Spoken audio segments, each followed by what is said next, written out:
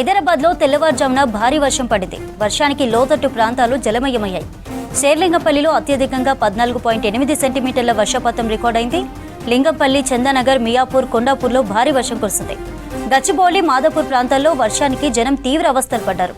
భారీ వర్షానికి ఓ ప్రైవేట్ ఆసుపత్రి సెల్లార్లోకి వరద నీరు చేరడంతో పేషెంట్స్ మరో ఆసుపత్రికి షిఫ్ట్ చేస్తున్నారు. లింగంపల్లి రైల్వే అండర్ బ్రిడ్జ్ కింద భారీగా వరద నీరు నిలవడంతో వాహనాల రాకపోకలకు అంతరాయం కలిగింది. లింగంపల్లి తారానగర్లోని పోచమ్మ టెంపుల్లోకి వరద నీరు వచ్చింది. Vijetha supermarket cellar, PRK hospital భవనంతో పాటు పలు షాప్స్ సెల్లార్లోకి వరద నీరు వచ్చింది. సెల్లార్లలో నీటిని క్లియర్ చేస్తున్నారు హైడ్రా సిబ్బంది. హైదరాబాద్లో తెల్లవారుజామున భారీ వర్షం పడింది. వర్షానికి లోతట్టు ప్రాంతాలు జలమయమయ్యాయి.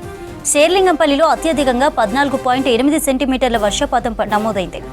లింగంపల్లి, చందానగర్, మియాపూర్, కొండాపూర్లో భారీ వర్షం కురిసింది. గచ్చిబౌలి, మాదాపూర్ ప్రాంతాల్లోనూ వర్షానికి జనం తీవ్ర అవస్థలు పడ్డారు. భారీ వర్షానికి ఓ ప్రైవేట్ ఆసుపత్రి సెల్లార్లోకి వరద నీరు చేరడంతో పేషెంట్స్ను మరో ఆసుపత్రికి షిఫ్ట్ చేస్తున్నారు. లింగంపల్లి రైల్వే అండర్ బ్రిడ్జ్ కింద భారీగా వరద నీరు నిలవడంతో వాహనాల రాకపోకలకు అంతరాయం కలిగింది. లింగంపల్లి తారానగర్లోని పోచమ్మ టెంపుల్లోకి కూడా వరద నీరు చేరింది. Vijetha supermarket cellar, PRK hospital భవనంతో పాటు పలు షాప్స్ సెల్లార్స్లోకి వరద నీరు వచ్చింది. సెల్లార్లలో నీటిని క్లియర్ చేస్తున్నారు హైడ్రా సిబ్బంది. ట్రైన్ అప్డేట్స్ తెలుసుకుందాం. రాంప్రసాద్ లైవ్ లో ఉన్నారు. రాంప్రసాద్, ఏంటి డీటెయిల్స్? చంద్రిక, మనం చూడవచ్చు హైదరాబాద్లో నిన్న రాత్రి ఒక్కసారిగా కురిసినటువంటి భారీ వర్షంతో అయితే శేరిలింగంపల్లిలోని పలు ప్రాంతాలు అయితే జలమయమయ్యాయి. మనం ప్రస్తుతం హైదరాబాద్లో ఉన్నటువంటి శేరిలింగంపల్లి ప్రధాన రహదారి ఒకసారి మనం చూస్తే ఇది ముంబై హైవేగా చెప్పవచ్చు.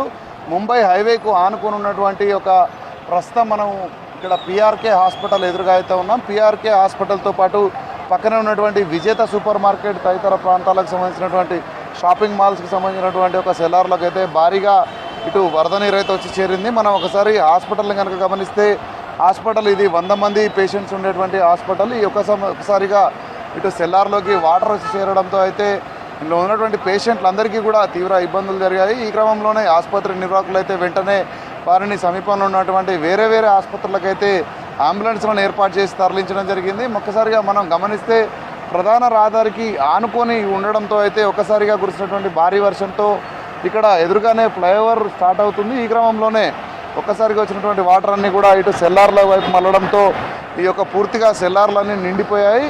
మనం ఒకసారి గమనిస్తే ఇటు హాస్పిటల్లో ఉన్నటువంటి పేషెంట్లను కూడా ఆసుపత్రి వెనుక భాగం వైపు ఉన్నటువంటి మెట్లు కానీ అదేవిధంగా ర్యాంప్ మార్గం ద్వారా కూడా ఇటు ఒక్కొక్కరిగా తీసుకొచ్చి తరలించినటువంటి దృశ్యాలను అయితే మనం చూడవచ్చు. అంతేకాకుండా ఇక్కడ ఉన్నటువంటి వాటర్ మొత్తాన్ని కూడా ఇటు విజేత కాంప్లెక్స్ కానీ అదేవిధంగా ఇక్కడ ఉన్నటువంటి బ్యాంకు ఇవన్నిటికి సంబంధించినటువంటి ఒక బాలాజీ కాంప్లెక్స్లో కూడా భారీగా వరద నీరు వచ్చి చేరడంతో ఒకసారిగా ఇక్కడ ఉన్నటువంటి ప్రజలైతే ఈ యొక్క షాపింగ్ కాంప్లెక్స్ నిర్వాహకులు ట్రాక్టర్లను కూడా తీసుకొచ్చి ఇటు లోపల ఉన్నటువంటి నీరును అయితే ఉదయం తెల్లవారుజాము నుంచి అయితే తోడుతున్నటువంటి దృశ్యాలను మనము చూడవచ్చు. అంతేకాకుండా ఈ వాటర్ మొత్తం కూడా ఎక్కువ స్థాయిలో ఇటు సెల్లార్లో చేరడంతో అయితే ఇక్కడికి ఉన్నటువంటి ఒక వాటర్ను తీస్తున్నటువంటి దృశ్యాలను మనం చూడవచ్చు. ట్రాక్టర్లను ఏర్పాటు చేసి ఏకకాలంలోనే చాలా ట్రాక్టర్లు సుమారు 10 ట్రాక్టర్లను కూడా ఏర్పాటు చేసి అయితే సెల్లార్లో ఉన్నటువంటి నీటిని బయటికి తరలిస్తున్నారు. ఒకసారి మనం గమనిస్తే ఈ వర్షం తాకిడికైతే ఇటు విజేత సూపర్ మార్కెట్ క్లోజ్ చేయడంతో పాటు ఇక్కడ కింద ఉన్నటువంటి వాటర్ను కూడా మనం ఒకసారి గమనించవచ్చు. ఎందుకంటే చాలా లోపలి వరకు కూడా అంటే సెల్లార్ ప్రాంతంలో ఉన్న మొత్తం కూడా వాటర్ నిండిపోవడంతో అయితే ఇక్కడ ఉన్నటువంటి వ్యాపారస్తులకు కూడా తీవ్ర ఇబ్బంది అని చెప్పవచ్చు. ఎందుకంటే కింది భాగంలో కూడా సెల్లార్లో కూడా కొంతవరకు షాపింగ్ కాంప్లెక్స్లు ఉన్నాయి. అంతేకాకుండా వెనుక వైపు పార్కింగ్ ఉండడంతో అయితే ఇందులోకి వెళ్ళే పరిస్థితి కూడా లేదు. అంతేకాకుండా మనం చూస్తున్నాం సెల్లార్లో చాలా మట్టుకు కూడా సగ భాగానికి మించి కూడా ఇటు వాటర్ స్టాగ్నేట్ అవ్వడంతో అయితే లోపలికి వెళ్ళి కనీసం షట్టర్స్ కూడా ఓపెన్ చేయలేనటువంటి పరిస్థితి అయితే ఈ కాంప్లెక్స్ మొత్తంలో ఉంది. మనం ఒకసారి గమనించవచ్చు. కాంప్లెక్స్ లోపల కనుక మనం గమనిస్తే షట్టర్ ఒకవైపు నుంచి మరొక వైపుగా కనుక మనం గమనిస్తే ఇటు సైడ్ నుంచి అటు కనబడుతుంది తప్ప మొత్తం షట్టర్ నిండా కూడా వాటర్ నిలిచిపోయి అయితే ఉన్నటువంటి దృశ్యాలను అయితే మనం V6 స్క్రీన్పై ఎక్స్క్లూజివ్గా చూడవచ్చు. ఎందుకంటే ఇది వెనక వైపు కూడా ఇదే పరిస్థితి. మొత్తం కాంప్లెక్స్లో ఉన్నటువంటి కింది భాగంలో ఉన్నటువంటి షాపింగ్ సముదాయాలు మొత్తం కూడా వాటర్తో నిండిపోయాయి. ముఖ్యంగా మనం చూస్తే ఈ లోపల ఉన్నటువంటి షాపింగ్లకు సంబంధించినటువంటి వస్తువులన్నీ కూడా నీళ్ళలోనే ఉండిపోయినటువంటి పరిస్థితి. ఎందుకంటే వివిధ రకాలైనటువంటి షాపింగ్స్ అయితే ఉన్నాయి. ఇక్కడ ఫుట్వేర్తో పాటు అదేవిధంగా ఇటు డిజిటల్ స్టూడియో తదితర షాపులు అన్నీ కూడా మొత్తం నీళ్ళలోనే మునిగిపోయినటువంటి పరిస్థితి. దానికి సంబంధించినటువంటి నిర్వాహకులు కూడా ఉన్నారు. ఇక్కడ మనం మాట్లాడే ప్రయత్నం అయితే చేద్దాం. ఎందుకంటే ఈ మొత్తం ఒక్కసారిగా వచ్చినటువంటి వాటర్ను ఎవరు కూడా ఊహించలేదు. అర్ధరాత్రి సమయంలో ప్రారంభమైనటువంటి వర్షం అయితే తెల్లవారుజాము వరకు ఉంది. సార్ చెప్పండి, అసలు ఏంటి పరిస్థితి, ఇక్కడ వాటర్ ఏ విధంగా వచ్చింది లోపలికి? తెల్లవారుజాము ఒకేసారి 3:30 టైంలో గట్టిగా వర్షం రావడం వల్ల ఈ ఫ్లైఓవర్ మీద కూర్చున్న వాటర్ అంతా కూడా రిటర్న్ వచ్చి మొత్తం ఇట్లోకి వెళ్ళిపోయింది. 26 ఇయర్స్ నుంచి నేను ఇక్కడ ఉన్నాను, ఇప్పటివరకు ఏ రోజు ఇది రావడం కుదరలేదు. ఇలా వచ్చిన వాటర్ అంతా కూడా డ్రైనేజీ సిస్టమ్ సరిలేక చూపించమనండి. ఇక్కడ డ్రైనేజీ నుంచి లింగంపల్లి కలవట్లోకి వెళ్ళాలి. ఆ కలవట్లోకి వెళ్ళడం కుదరక వాటర్ మొత్తం సెల్లార్లోకి వచ్చి మొత్తం షాపులన్నీ కూడా పాడైపోయాయి. మామూలుగా షాపులలో వాటర్ సామాగ్రి ఏ విధంగా ఖరాబ్ అయి ఉంటుంది అనుకుంటారు మీరు? ఎందుకంటే నిత్యం చూస్తుంటారు కదా, వాటి పరిస్థితి ఏ విధంగా ఉండొచ్చు అంటే? ఇది ఫస్ట్ చెప్పుల షాపు. ఇప్పుడు సీజన్ అని చెప్పి, స్కూల్ సీజన్ అని చెప్పి మొత్తం స్కూల్ షూస్, వైట్ షూస్ అన్నీ తీసుకొచ్చి పెట్టారు. 25 lakhs పైన వాళ్ళు పెట్టారు పాపం, అవన్నీ ఖరాబ్ అవుతాయి. ఇది నెట్ షాపు, కంప్యూటర్స్ ఉంటాయి, జెరాక్స్ మిషన్స్ ఉంటాయి. ఆ పక్కదేమో ఫ్లెక్సీ షాపు, ఫ్లెక్సీ మిషన్స్ అవన్నీ కూడా దాంట్లో ఉన్నాయి. ఆ పక్కది కూడా టూర్స్, వెనకాతల స్టూడియో, అన్నీ కూడా మొత్తం ఆల్ షాప్స్ మొత్తం షట్టర్లు పైకి వెళ్ళింది కాబట్టి వాటర్ అంతా అన్ని షాపులు కూడా ఖరాబ్ అయిపోయాయి. సుమారు ఎంత నష్టం జరిగి ఉండొచ్చు అంటారు? ఎందుకంటే అందులో ఉన్నటువంటి ఎక్విప్మెంట్ కూడా కాస్ట్లీ ఎక్విప్మెంట్ ఉంటుంది కదా, ఒక్కసారిగా వరద నీరు రావడంతో ఏమైనా తీసే అవకాశం కూడా లేకుండా పోయింది. సో ఈ పరిస్థితిలో ఎంతవరకు నష్టం జరిగి ఉండొచ్చు? మినిమం ఒక్కొక్క షాప్కి చెప్పుల షాపులు ఎక్కేస్తేనే 1 కోటి రూపాయల వరకు అవుతుంది. మిగతా షాపులు ఉంటే 30-40 లక్షల వరకు ప్రతి షాప్లోని కూడా ఉంటాయి. స్టూడియో ఒకటి ఉంది, స్టూడియోలో కెమెరాస్ ఉన్నాయి, ప్రింటర్స్ ఉంటాయి. అది ఫ్లెక్సీ షాప్ ఉంది. ఆ ఫ్లెక్సీ షాప్లో కూడా 2-3 కోట్ల విలువ ఉంటుంది దాంట్లో కూడా. అలా అన్నీ కూడా మొత్తం ఎవ్వరూ ఒక్క వస్తువు కూడా బయటికి తీసుకునే పరిస్థితి లేదు, అన్ని స్మాష్. మామూలుగా పనిచేసింది. మామూలుగా ఇలాంటి పరిస్థితి రాకుండా ఉండాలంటే ఏ చర్యలు తీసుకుంటే ఇట్లా జరగదని మీరు భావిస్తున్నారు? ఇన్నాళ్ళు లేదు, ఇప్పుడే వచ్చింది కాబట్టి ఫ్లైఓవర్ నుంచి వచ్చిన వాటర్ సక్రమంగా ఈ డ్రైనేజీలోకి వెళ్ళిపోయి ఆ లింగంపల్లి ఉన్న డ్రైనేజీ దగ్గర కూడా అది సక్రమంగా నాలాలోకి వెళ్ళిపోయేలా ప్రయత్నం చేస్తే ఖచ్చితంగా అది సాల్వ్ అయిపోతుంది.